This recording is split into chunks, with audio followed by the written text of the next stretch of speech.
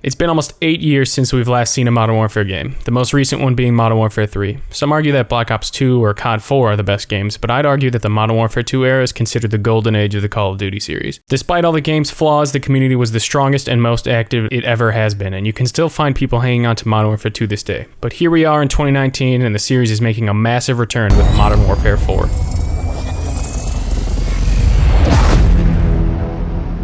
What's up everybody, it's Schplef, King of Filler Gameplay, and today we are talking about the new Call of Duty.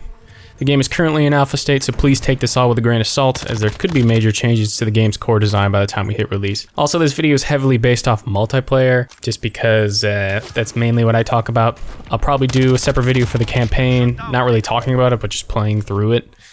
Oh, maybe a let's play, I don't know. What is Modern Warfare 4?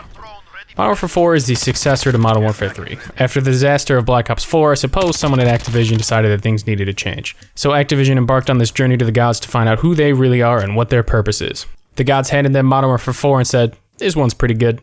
Finally, we are given a fully fledged boots-on-the-ground game that wasn't originally built for jetpacks. Hallelujah. This game centers around operators or soldiers that you can customize to your liking and have special abilities, but not like Black Ops 4. You got 40 plus attachments, almost 30 weapons in the alpha, gunsmith, character outfits, weapons have recoil, the animations are clean, the movement isn't fucked, there's no minimap, new maps are free, night maps with night vision, footsteps aren't as loud as Link with iron boots, you can lean, the gameplay still has the good old Call of Duty vibe, and the graphics are actually good. With Infinity Ward throwing an absolute insane amount of content at us at launch, it's hard not to be excited about this game. We were all going to get thrust back into 2008 with a Modern Warfare 2 on steroids, and it's either going to suck complete ass, or it's going to be fucking awesome. So with that out of the way, let's get into the pros and cons of this game. This Call of Duty is not built around boosting, as mentioned above. Don't get me wrong, boosting has its fun moments, but it gets stale quickly. The main reason this is a pro is due to the fact that Infinity Ward added 3 types of general movement. You got normal speed, sprint, and super sprint. Super sprint is an extra boost of speed that is faster than your normal sprint. This extra movement is great for moving around quickly and can allow you to reach power positions faster at the cost of being able to pull your weapon up at the regular time. The animations are absolutely gorgeous. The sound design is absolutely gorgeous. Everything seems so fluid when it comes to switching between running speeds or the sound of firing a weapon. It all sounds so meaty and gritty. I absolutely love it. Sound design is so important to me because it helps immerse you into the experience, as cliche as that sounds. Infinity Ward aimed for more accuracy when it came to sound design, so gunshots are much louder and footsteps are much quieter. I think this actually is an important feature, and I'd imagine they will have different sound levels for each variation of movement. And it's kind of a subtle change and most people don't seem to like it, but I think that relying on footsteps has become kind of a crutch, similar to how the minimap is. This change will be especially important in Search and Destroy, where you have to really listen for footsteps and other sound cues in order to locate your enemy. You won't be able to hear them 3 miles away, like, oh, this dude's about to turn the corner, and you get ready to pre-fire his ass. They're adding night mode to this game, which is essentially regular maps, but in nighttime, and you get night vision. And the way it works is you're not allowed to aim down your sights. You have to aim using your laser sight. But it works the same way as aiming down your sights. So it's kind of like a cool little switch up. I'm interested to see how they use this in terms of competitive play, because I know most competitive players do not like night maps because it's hard to see and it can get annoying. So we'll see how the community reacts to this type of game mode. There are plenty of weapons to go around this game. As mentioned above, there are 30 weapons in the alpha alone. This is compared to Black Ops 4, which had around 20 weapons on release. Infinity Ward even mentioned that there were more weapons to be seen as the game gets closer to the due date. One of the biggest turnoffs in Call of Duty has always been the lack of weapons, in the more recent releases at least. For God's sakes, you had like 3 secondaries to choose from in Black Ops 4. Like, what the fuck is that garbage? The whole point of the game is to shoot people, and after a month everyone is slapping each other with the same fucking weapon, so all you can do is use the same weapon. And what do you do when that gets boring? Oh, you leave. That's right.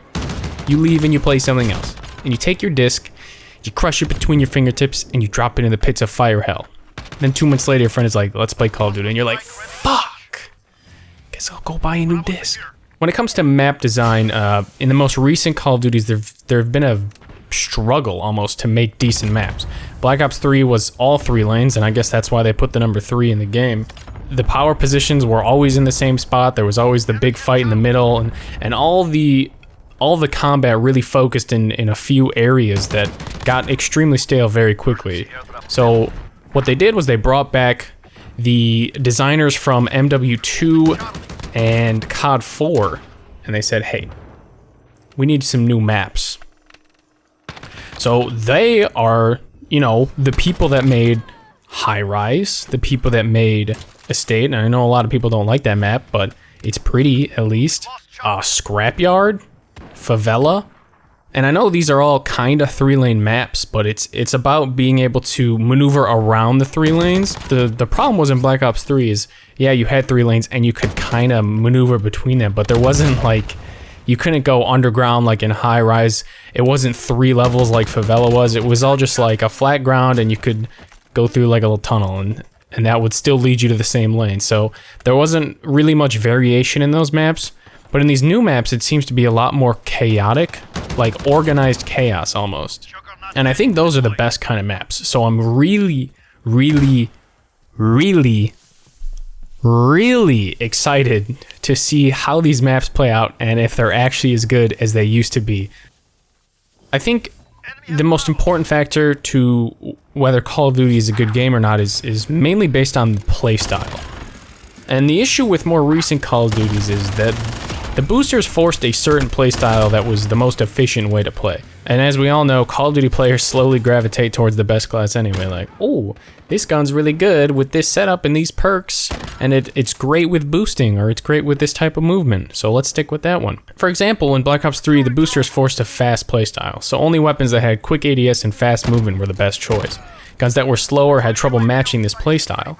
Eventually, most players were only using this type of class, and the game became very oversaturated. Now, I have no experience to really back up the actual performance of the weapons in this game. This is all just based on videos that I've seen from other people and from Infinity Ward. So I'm assuming that the guns and attachments in Modern Warfare will be somewhat balanced. With that being said, this game will allow players to be more unique with their class choices, in turn making each engagement with an enemy different and bringing more variation to the table. And I think this is great for the longevity of the game, and partly why Modern Warfare 2 was such a long-standing game in the Call of Duty community. Yes, we all hate noob-tubers, the snipers, the demolition experts, the stealth players, the UMP with silencer users, but you were always fighting a new person with a new challenge, unlike Black Ops 3 where it felt like you were engaging the same enemy over and over again. And I think this is going to go well with the new maps too, because now you'll have variation in where the engagements take place, and you'll also have variations in how the engagements take place and what kind of engagements you're getting into. A new addition that they're adding is the gunsmith, and how it works is you can basically build your own weapon to a certain extent that fits your playstyle or fits your kind of aesthetic feeling in your body. You could take an AK-47, change the caliber of the gun, and it would become an AK-7 for you. And I'm assuming this could work the other way, where you can take the AK-47 and increase the size of the caliber, and that gives you the Dragunov. And I'm assuming you could do this with multiple weapons. Like, I also saw that somebody took a shotgun and basically sawed the barrel off, and it became essentially a hand cannon, which I think is awesome. And this is going to create a lot of different weapons that are in the game, and again, increase that longevity that this game needs, as long as they support it for a long time. So now we're going to move on to the cons of the game, and there's just a few that I really wanted to talk about. We're starting with drop shotting. They brought it back, and it's kind of annoying, but it's not like a major problem to the game. It's not like, drop shotting? What the? I can't play this game anymore. I'm not buying it. It's just like, oh, you can drop shot? That's stupid. But I guess at the same time they removed jump shotting and being able to shoot and jump, so that's kind of nice too. That makes it like, so you got boosters where the whole point is to jump and shoot, and now you got this game where it's like, fuck you, lay on the floor, bitch. The only problem I see regarding the amount of game modes is that this is going to split up the number of players. So you have 2v2s, 20v20s, 100 plus, you have, you know, SND, Team Deathmatch, Domination, Headquarters, Bomb, sorry, wrong game, Demolition, you know, you got all these type of game modes, and I'm kind of worried that the player base is, especially if the game fails, the player base is going to be so split, it's going to have a lot of problems finding games, depending on what game mode you're playing, but based on what I've seen, it doesn't seem like that's going to be a problem. I think the biggest issue right now is microtransactions. You know, it's Call of Duty. They always are like, don't worry guys, microtransactions are gonna be good. And then, you know, 3 months down the line, it's like, man, putting weapons in the supply drops, bitch, double fingers in the air. And then everyone's like, wow, I'm getting flashbacks to all the other Call of Duties. And then they release a new one. Everyone's like, oh my god, they said there's going to be no microtransactions. You know, it's stupid. There's going to be microtransactions. It's going to be terrible. But if the game's good enough, who gives a shit, right? Finally, kind of the last point that I want to talk about is the minimap. And this has been a hot topic in the subreddit. Me personally, I think it's a nice change. Since I'm used to Siege, I don't really need a minimap anymore. I rely strictly on map knowledge and squad callouts. Since people are little bitches and God forbid you have to learn the map, I'm placing this in the cons category. The removal of the minimap is a step in the right direction in terms of a more competitive game. No minimap forces the players to rely more on situational awareness, map knowledge, game sense, and overall skill, as opposed to just relying on the minimap. At its core, the minimap gives players a free way of discerning their location, potential flanks, potential power positions, and the argument that the minimap requires skill is simply not true. You know, fucking fight me in the comments. Like, I've searched through Reddit. I'm about to make a post on Reddit saying, like, give me reasons why a minimap takes skill and it shouldn't be removed from the game. Like, nobody has given me a good argument yet. If you can give me a good argument, reply in the fucking comments. I swear to God. Besides, the compass in the game gives you the general direction of the enemies when they fire, and your teammates are visible through walls. Like, this gives the players everything they need to estimate where the enemies are, but it requires you to actually think a bit more. What the fuck? I have to think about positioning now? For example, if two players are equally skilled, one has map knowledge, one doesn't, then the one with the map knowledge will easily dominate the player without. Obvious.